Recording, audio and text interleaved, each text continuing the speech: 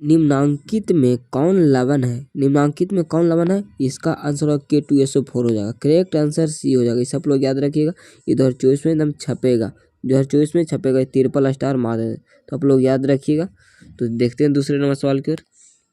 अगला नंबर सवाल है कि नाइट्रोजन अणु में कितने सहसंयोजक बंद होते हैं? नाइट्रोजन में पूछा, नाइट्रोजन में कितने सहसंयोजक बंद होते हैं? तो नाइट्रोजन में पूछ लेगा तो कितने सहसंयोजक बंद हो? तो 3 होते हैं। नाइट्रोजन में 3 होते हैं। और अगर पूछ देगा ऑक्सीजन, तो ऑक्सीजन में कितना होता है? तो 2 हो जाएगा। अगर हाइड्रोजन में पूछ देगा तो हाइड्रोजन में कितने होता है? तो 1 होता है। आप लोग याद रखिएगा। ये तीनों आप लोगों को याद रखना। तो एकदम ट्रिपल स्टार मार देते हैं। इसमें से एक सवाल तो पूछा जाएगा 2024 में। तो इसका क्या हो जाएगा? 3 हो जाएगा। करेक्ट आंसर सी हो जाएगा। आप लोग याद रखिएगा। तीसरा नंबर सवाल है कि संगमरमर का रासायनिक सूत्र क्या होता है? संगमरमर का रासायनिक सूत्र क्या है? काफी इंपॉर्टेंट क्वेश्चन है। ये कई बार एग्जाम में पूछा गया, फिर 2024 में आप लोग से पूछा जाएगा। तो इसका आंसर होगा CaCO3 हो जाएगा। करेक्ट आंसर ये हो जाएगा। याद रखिएगा बाबू, क्योंकि आज हम 20 काफ़ी इंपॉर्टेंट क्वेश्चन लेकर आए, तो इसको आप लोग मिस मत कीजिएगा। आप लोग जल्दी से रट लो, क्योंकि इसी में से आप लोग का 10 सवाल इसी में से पूछा जाएगा। तो आप लोग याद कर लो सभी बच्चे। देख लें चौथा नंबर सवाल है कि वन संपादन का एक उदाहरण है। क्या पूछा? वन संपादन का एक उदाहरण कौन सा? इसका आंसर होगा लकड़ी हो जाएगा। करेक्ट आंसर बी हो जाएगा। याद रखिएगा। देख लेते हैं 55 नंबर सवाल। 55 नंबर सवाल है कि किसी माध्यम के अपवर्तनांक का मान होता है। किसी माध्यम का अपवर्तनांक का मान होता है। काफी इंपोर्टेंट क्वेश्चन है। ट्रिपल स्टार मार देते हैं बाबू। याद रखिएगा। इसका आंसर होगा sin I बटा sin R हो जाएगा। sin I बटा sin R। Correct answer C हो जाएगा। याद रखिएगा। sin I बटा sin R हो जाएगा। 6 नंबर सवाल है 1 किलोवाट घंटा तुल्य है। 1 किलोवाट घंटा किसके तुल्य होता है? इसका आंसर 3.6 गुना 10⁻⁶ जूल हो जाएगा। करेक्ट आंसर डी हो जाएगा। इससे आप लोग याद रखिएगा। 7वां नंबर सवाल है कि समतल दर्पण द्वारा बना प्रतिबिंब होता है। समतल दर्पण द्वारा बना प्रतिबिंब होता है। इसका आंसर काल्पनिक होता है। करेक्ट आंसर बी हो जाए। इसे हम VVI क्वेश्चन है जी, वेरी इंपॉर्टेंट क्वेश्चन है। तो आप लोग याद रखिएगा। 8वां नंबर सवाल है, ये काफी इंपॉर्टेंट क्वेश्चन है। 2024 में एकदम छपेगा। इसमें ट्रिपल स्टार मार देते हैं। आप लोग याद रखिएगा। क्या पूछा? विभवांतर का ऐसा मात्रक होता है। विभवांतर का ऐसा मात्रक पूछा। विभवांतर का ऐसा मात्रक क्या होगा? आप लोग का पता था, आप लोग कमेंट बॉक्स में छाप दीजिए। इसका आंसर होगा वोल्ट होता है। करेक्ट आंसर सी हो जाएगा। आप लोग याद रखिएगा।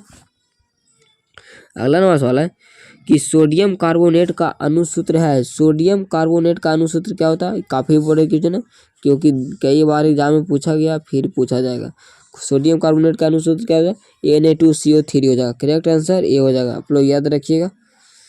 तो देख लेते हैं 10वां नंबर सवाल।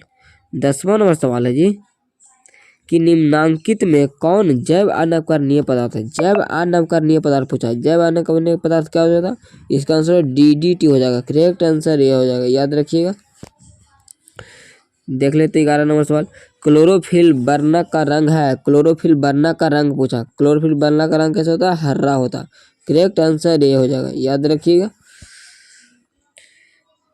12 नंबर सवाल है कि लघुपथ के समय परिपथ में विद्युत धारा का मान होगा। विद्युत धारा का मान क्या हो जाएगा? इसका क्या हो जाएगा आंसर? आप लोग देख लेते हैं। इसका आंसर बहुत अधिक बढ़ जाता। क्या हो जाता? बहुत अधिक बढ़ जाता। करेक्ट आंसर ये हो जाएगा। याद रखिएगा। 13 नंबर सवाल है कि प्रकाश के परावर्तन के कितने नियम? प्रकाश के परावर्तन के कितने नियम? इसका आंसर 2 नियम होते हैं। करेक्ट आंसर भी हो जाएगा। अब प्रकाश के अपवर्तन के कितने नियम है? अपवर्तन के कितने नियम? आप लोग कमेंट बॉक्स में छापिएगा। देख लेते कितना आप लोग को याद है। 14 नंबर सवाल है कि 220 वोल्ट पर 2 एम्पियर की धारा प्रवाहित होती है तो फिलामेंट का प्रतिरोध होगा। फिलामेंट का प्रतिरोध क्या है? 110 ओम हो जाएगा। 110 ओम हो जाएगा। करेक्ट आंसर बी हो जाएगा। अब ओम किसका मात्रक होता है? ओम किसका मात्रक होता है? आप लोग कमेंट बॉक्स में छापिएगा। ओम किसका मात्रक होता है? देख लेते। 15 नंबर सवाल है कि सोडियम कार्बोनेट के जलीय घोल में मिथाइल ऑरेंज का घोल मिलाने पर घोल का रंग परिवर्तित होकर कैसा हो जाता?